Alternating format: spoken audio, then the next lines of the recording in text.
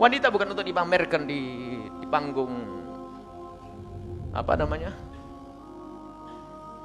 Lebih baik tidak usah tahu namanya apa itu.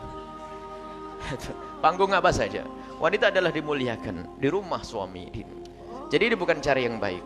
Katanya saya ingin lomba dan sebagainya. Hei, kalaupun anda seorang yang soleh lalu ikut lomba, yang melihat anda bukan orang soleh.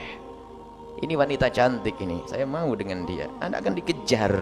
Masa wanita permata mau dipamer-pamerin? Hanya orang dungu saja menamerkan permata.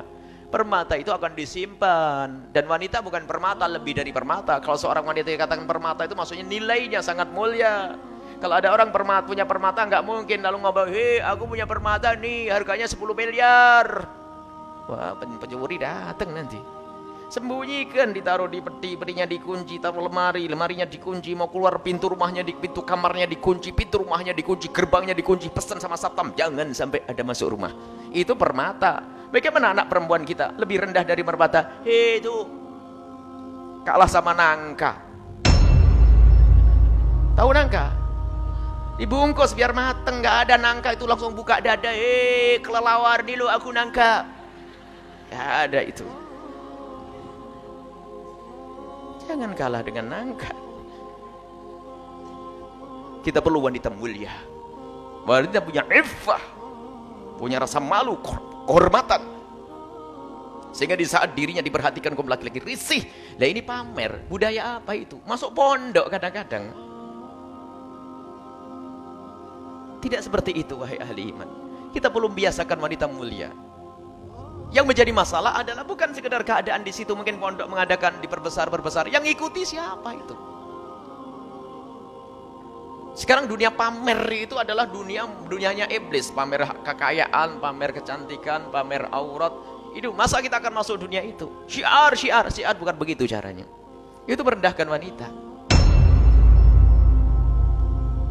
Tidak perlu seperti itu. Dan jangan ikutkan putra-putri Anda seperti itu. Kalau kita perlu desain yang cantik, sudah dijual. Semua orang mencoba dirinya sendiri. Ini adalah desain.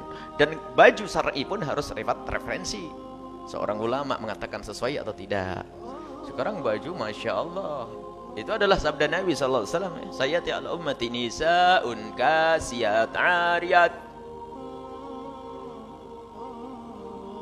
ma'ilat mumilat ru'usuhunna ka'asnimatil bukhti. Akan datang suatu ketika zaman wanita itu pakai baju tapi kayak enggak pakai baju. Padahal sudah menutup aurat tapi masih menggugah syahwatnya orang. Bagaimana tidak? Masih ada hal-hal yang tampak membangkitkan syahwatnya kaum pria. Jadi kalau zaman dulu itu kasiat ariyat itu kebayang pakai baju panjang tapi dibelek. Ya kan, ada kan dulu?